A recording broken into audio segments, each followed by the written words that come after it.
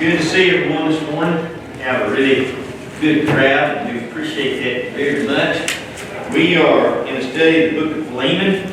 Actually, this is the third lesson, the final lesson in this particular study. Anybody needs to look and borrow a book? We still got plenty. Everybody good? Okay. We are actually over on lesson 6 in the booklet, verses 17 through the end of the particular book.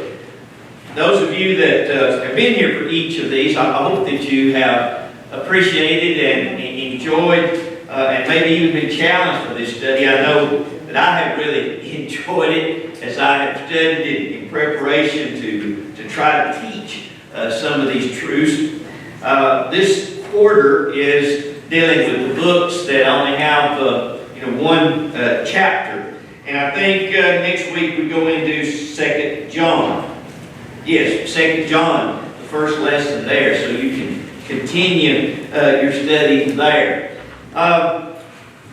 One of the reasons that I am teaching all 3 lessons is because, as I mentioned last week, it's been hard for me to keep the particular lesson in mind without either going back or going forward. And if you have been studying it, you know that you look at maybe verse 2, and that connects you to verse 18. So you kind of go back and forth as Paul writes this particular letter.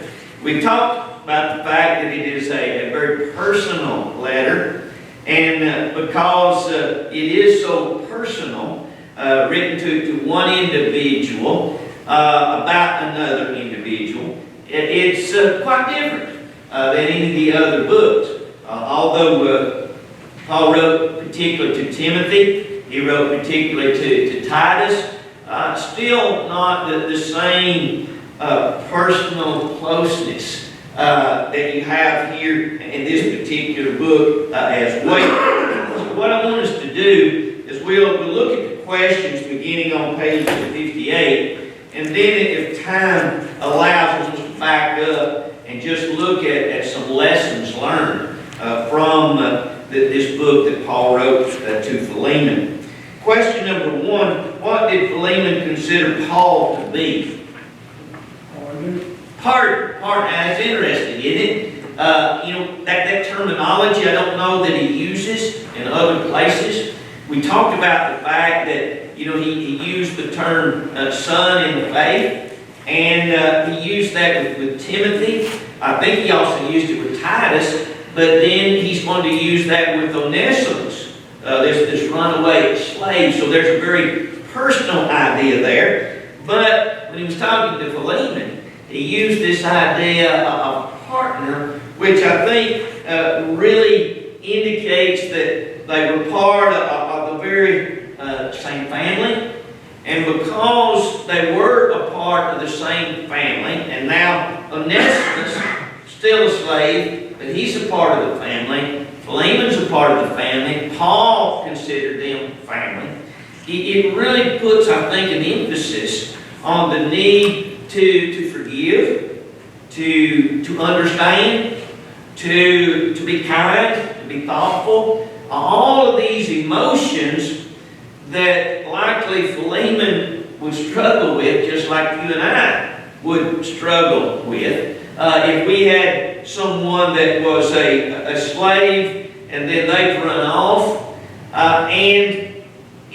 Paul, in talking about the debt, indicated that maybe Philemon, obviously he wasn't doing the work that he should have been doing, but he may have stolen also. He may have, because Paul promises to pay the debt. So that may be a part of this scenario as well. So, it's one of those kind of, here's what I'd like to do, but here's what I feel like saying, but. And I think that all of us face that in life. The tendency is, you hit me, I'm going to hit you back. And I think that is a human tendency that all of us have to work on. Somebody that's not good to us, you just humanly, you don't want to be good to them. Or if you don't go that far, you just want to ignore them. I just stay away from you. And And probably, maybe all of us have done that. You know, maybe we're afraid we'll say too much. Maybe we're afraid we'll say the wrong thing. Maybe we're afraid to make matters worse. So, you know, if we're not getting along, I'll just stay on my side of the house and you stay on your side of the house. It's not what the Bible teaches. And it is a real challenge. And I think we see that here as Paul encourages Philemon to act like a Christian. And challenges us, I think, to consider that as well. Anybody with a thought or comment there? Okay, number 2. What did Paul tell Philemon to do with any debts owed him by Onesimus? Change who owes it. What? Change who owes the debt. Paul said, put it on my account. Yeah, that's interesting. And put it on my account. Now, and it's interesting for different reasons. Where was Paul? He was in prison. And he's in jail. I doubt if the pay was that good, you know, in jail, don't you? But you think back, you know, who was Paul originally? Saul of Tarsus. Saul of Tarsus, yeah. He was also a rich man. Very well was. You don't say a lot about that, but we know that in his description, you know, he was a Pharisee. He talks about his Hebrew background. We know that he was from Tarsus, but he went to school where? In Jerusalem under Gamaliel. You had to have some money. Probably just like today. You know, if you're going to go away to college, if you're going to go out of state, you know, particularly. So likely Saul would not have been able to have done that if there was not some family money. Or unless he was sponsored by somebody like they do today from modern colleges. Yeah, he could have been sponsored, you're right. And he talked about that in his preaching, that, you know, to the Philippian church, he talked about how good they were to sponsor him. But anyway, you know, a lot of that is speculation, but it is interesting that Paul says, you know, put it on my account. That also gives us an indication that maybe Onesimus has stolen something. If nothing more, he had at least not done the work that he should have been doing. And we talked last week that you talk about 1,100 miles from that place all the way to Rome. So how long had he been gone? You know, the Bible doesn't say, but you know, we know he didn't jump on an airplane and make that trip. So this may have been, you know, quite some time. And then Paul comes in contact with him in Rome, the time that it would take him to preach and to study with him, and eventually for Onesimus to be baptized. So it likely gives at least some indication there. Also, I think by Paul agreeing to pay the debt, Paul did not want anything to hinder the reconciliation here. And if Philemon was thinking, wait a minute, you know, he owes me, Paul says, I'll take care of that. So Paul, in that sense, I think, went the second mile. He didn't want anything to hinder Philemon's ability and opportunity to basically to forgive and to move on. Also, I think that Paul knew that Philemon knew that Paul was good for what he promised. His word was good. We used to live in that country, didn't we? Not too long ago. You know, a promise is a promise. You know, and if you said you'd do something, you did it. And if you didn't, then you went and apologized, didn't you, Tom? I mean, that's what we did. You didn't have to have a contract. You didn't have to sign something. And so Paul talks about here, you know, by his own hand or by his own words. I think also there is this idea here of helping the needy. Onesimus, you know, even if he'd stolen something, I guess it's probably run out by now. And so Onesimus no doubt needed help under that type of circumstance, depending on what Philemon decided to do. So we can help others. And sometimes by helping somebody, you open the door.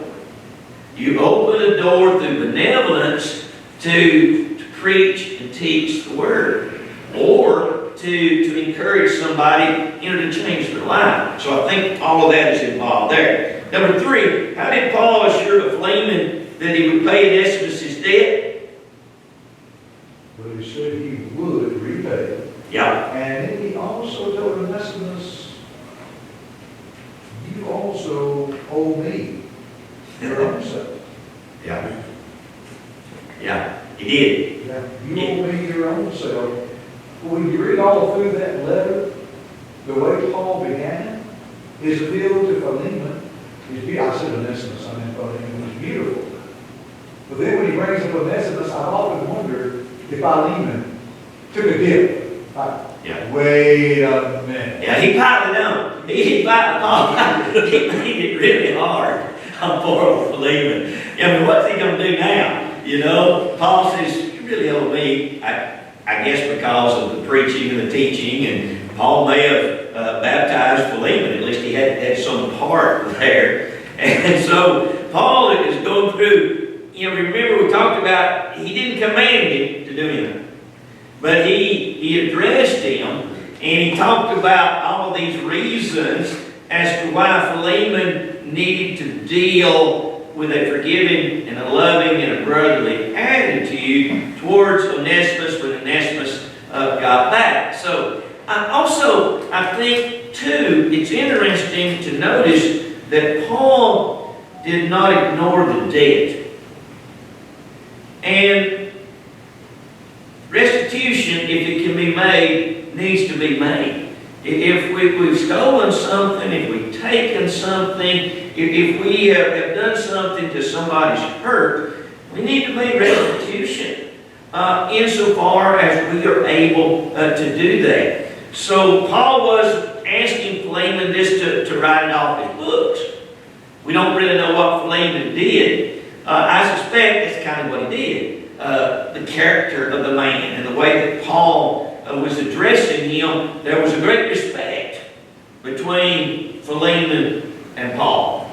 And so my guessing is that Philemon followed Paul's suggestion or his plea or his instructions, but he was not asking Philemon just to forget it. And when we're talking with someone, there needs to be a restitution. There needs to be a reconciliation with the damage that is done, if we are able to do that. Anybody with a thought there? I do. Yes, sir. A couple of notes I had on this verse, starting with partner.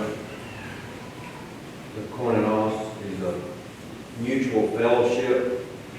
So I think it's interesting, he starts with reminding them of what they have in Christ, the mutual fellowship. Then he moves to the next verse where he talks about, I'll handle the bill, which, it's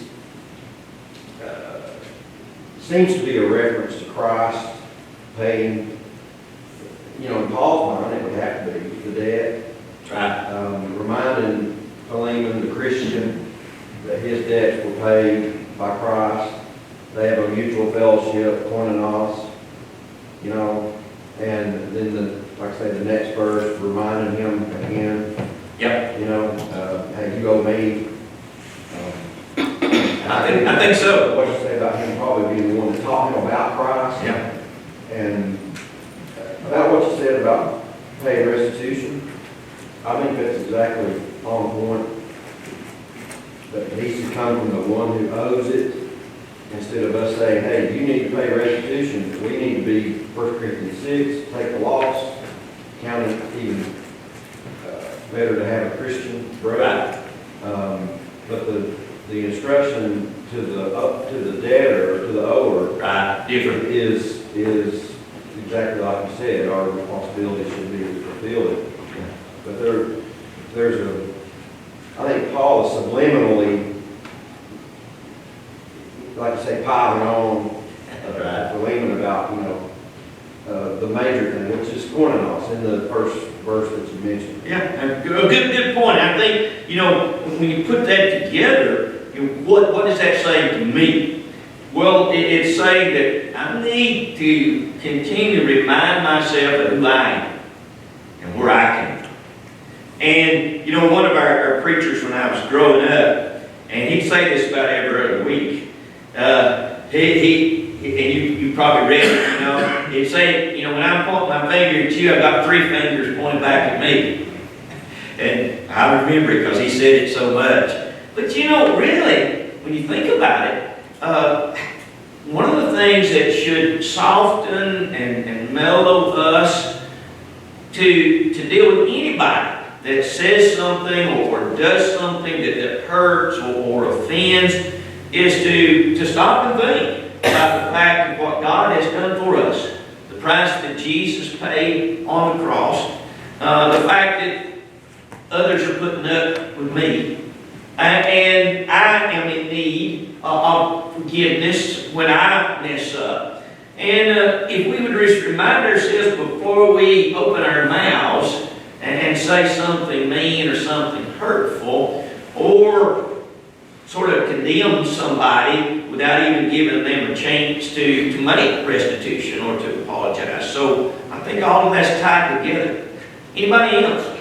Yeah, to me, out of the whole chapter there it wasn't all about what he had done, but Paul was trying to show that Philemon, the Onesimus, had changed and obeyed the gospel.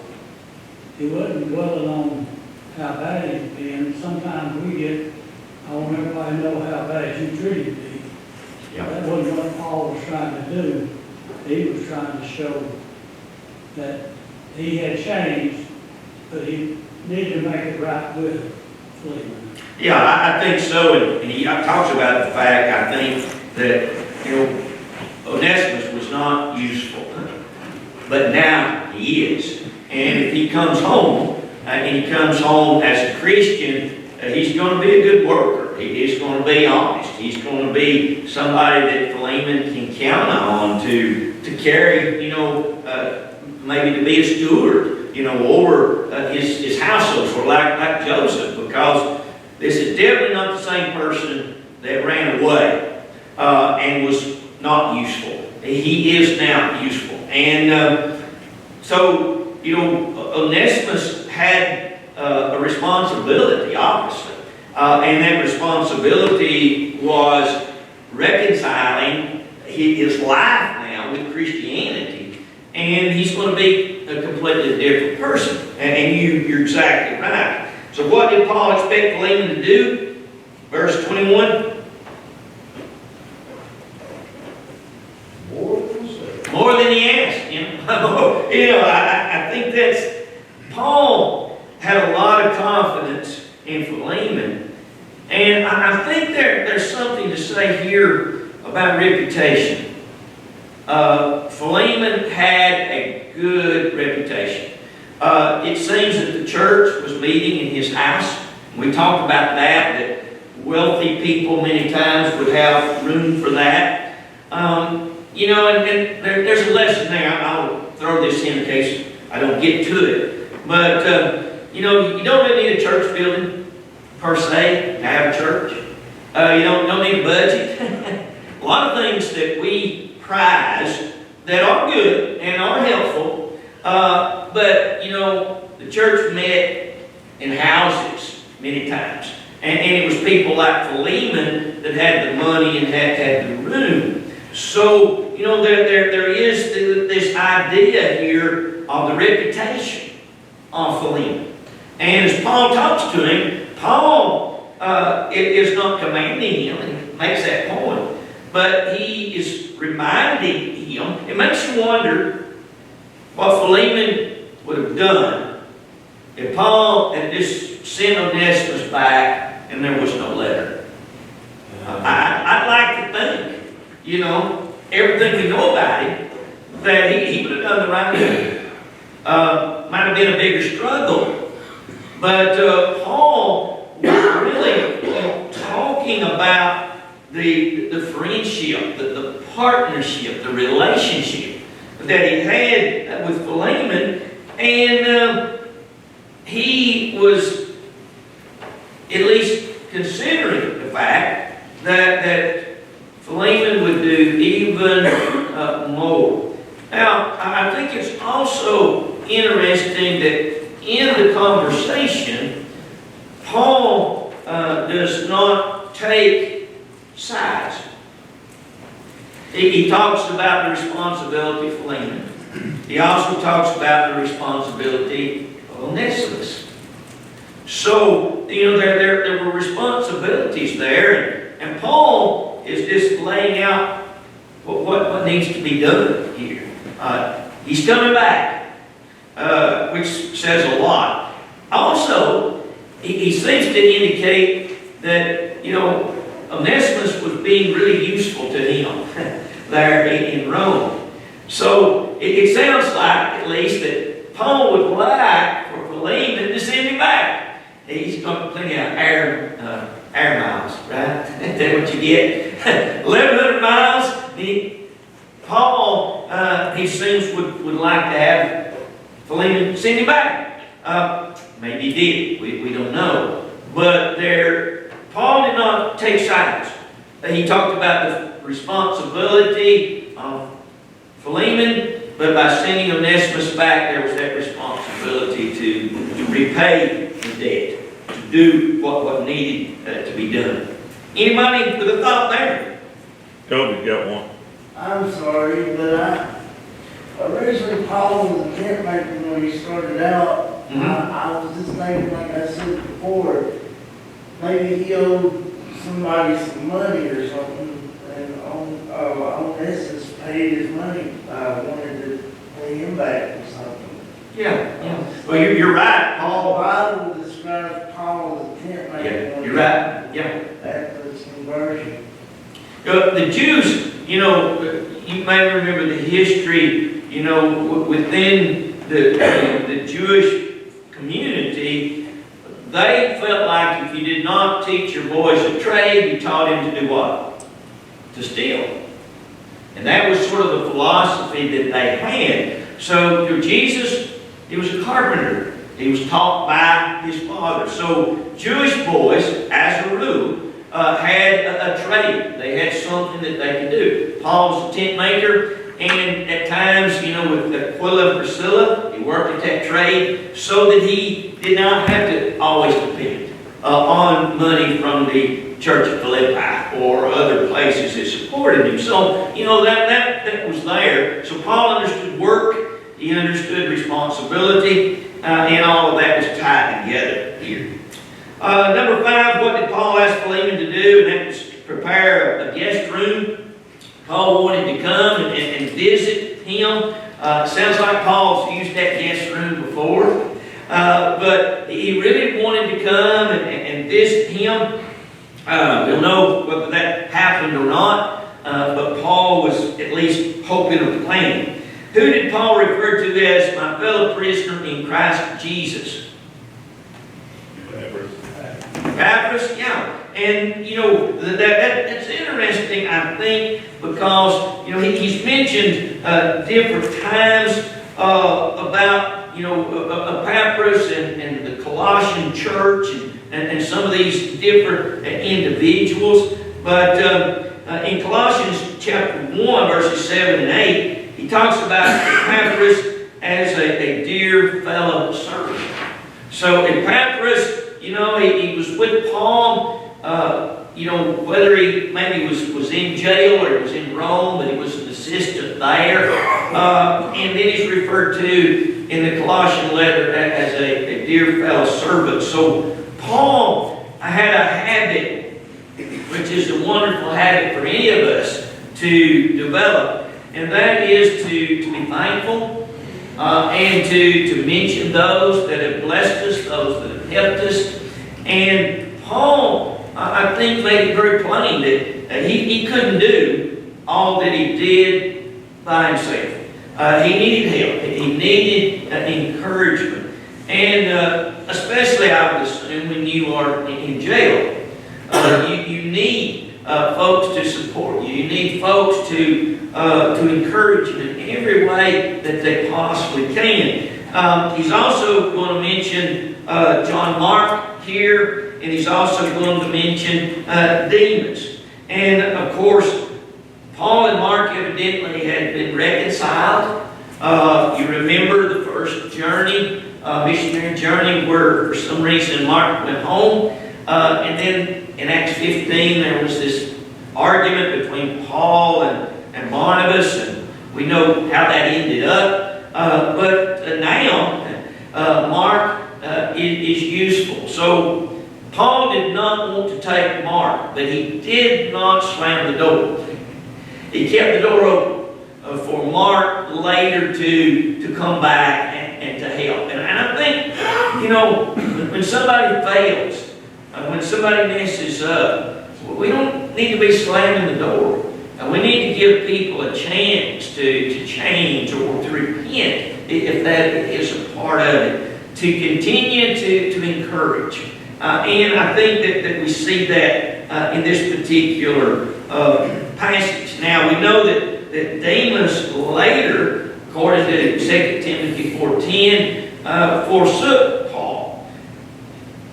We must recognize that that's a possibility for any Christian. You can fall from grace, Galatians chapter 1. You can be useful and then turn around and not be useful. We all need to be aware of that danger. And we all need to be conscious of the fact that even if we messed up, hey, we can change and we can serve, and hopefully our church family encourages us to do that. Just because a person has turned away doesn't mean they can turn back. There is that danger of any of us losing our salvation.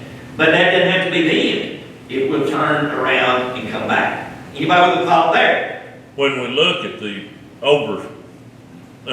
view of this book of Philemon, we are seeing practical application of what Jesus taught. Forgive us our debts as we forgive our debtors. Forgive 7 times 70. No matter what people do to us, we have to have that forgiving heart. Even if I have to take the burden of somebody else to pay back, that's debt.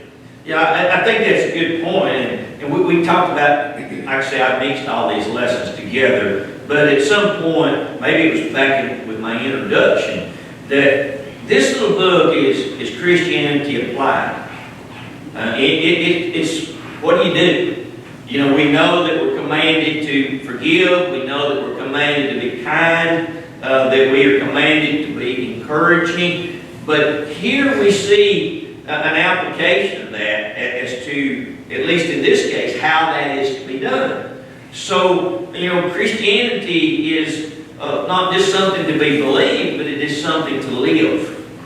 And in this particular case, Paul is laying out the practicality of what love really is, what forgiveness really is. And so, as we look at it, I think we're hopefully reminded that it's not enough just to know. We have to practice it.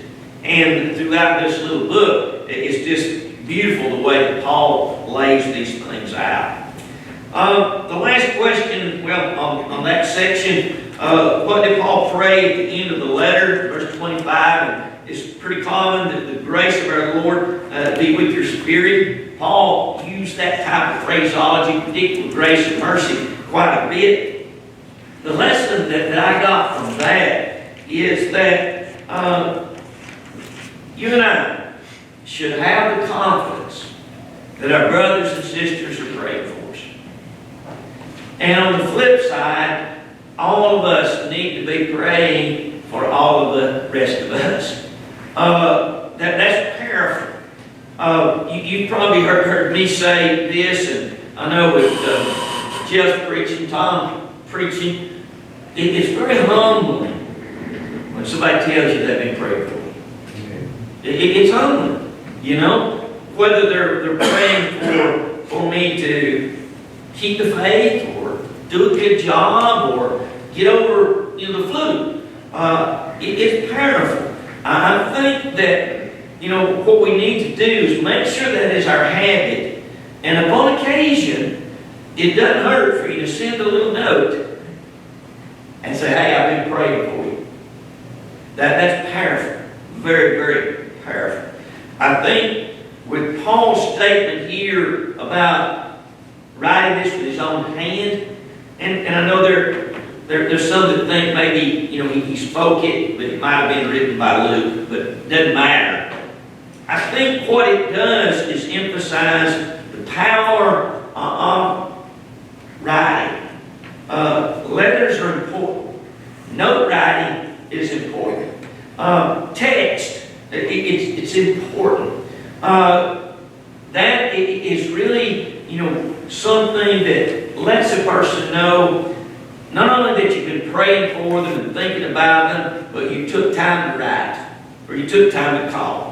But particularly here, the emphasis, I think, would be on the fact that Paul wrote this out, sends it back, and I don't know if I mentioned this or not, but I know we talked a little bit in first 2 or 3 verses where it mentions the lady, and it mentions likely that lady being Philemon's wife, son. But the letter was addressed to Philemon, to his wife, to his son, and to the church. And I put myself in that position, and Philemon read it, then hands it to his wife, and he says, look at this, what do you think? And she reads it, and she says, well done. What you gonna do, boy? You see, what we do affects a lot of people. What Philemon decided to do affected his personal family. It affected the whole congregation. No doubt this was discussed and this was talked about. So Philemon is in that position. Are you going to, what's the term? You're challenged to do something, and then you're challenged, what are you going to do with it? This was something that was going to affect that entire congregation. How is Philemon going to deal with Onesimus? That's not the type of thing that would have been a secret. He's left, he's gone for months. Now he's back. What's Philemon going to do? And the way he handled that had much to do with the community, the way they looked at the church, his own family, and the people in the pew. Same thing's true with us today. How we handle disputes, how we handle disagreements, whether we're willing to apologize, whether we're willing to make restitution or to receive it, is just all the difference in the world. As they say, our actions speak louder than our words. And I think you really can see that. Anybody with a thought? I know we're out of time, I think. When the Bentleys were in Michigan with Roger's surgery, he said the most moving thing was the cards. Yeah, cards are sin. He said there were on average 3 cards every day. I didn't hear that part, but I know when my daddy got, pretty well down, he had Mama put them on the wall. And the wall was just covered up. And especially those that this congregation sent, where everybody had signed them. Daddy had Mama read every name, and then to discuss whether or not they knew who that was or not. And some of us, they knew, and others, they would ask me. And when I'd go, I said, who's so-and-so? Sign the card. It matters. It really, really matters. Okay, Steve, there's another thing we really haven't talked about, and that was the legality of that whole situation. Philemon had to declare Onesimus as a runaway slave. That means legally, Yeah, that means Onesimus could have been killed right. by any Roman person who found him. Now, we know that Onesimus was in jail. We don't know why he was in jail when Paul found him. We don't know if it was because he was a runaway or if somebody had taken a legal course against him. But when he brought Philemon was going to have to jump through some legal hoops to undeclare Onesimus. Yeah, and. So it's going to be more than just taking him back. It's going to be a whole legal rigmarole to be able to clear Onesimus and everybody else too. So it's not going to be a private thing. It's going to be a very public. Definitely, and we talked a little bit about that from the standpoint that the other slave owners are probably going to say, hey, wait a minute, if you just forgive and take this boy back, you're going to have all these slaves rebel. Can't you see that happen? You know, I mean, this was a community thing. It was a legal thing, and the law allowed Philemon to put him to death. Pretty much, they were looked at as peace property. But now he's a Christian. So, anyway, thank you.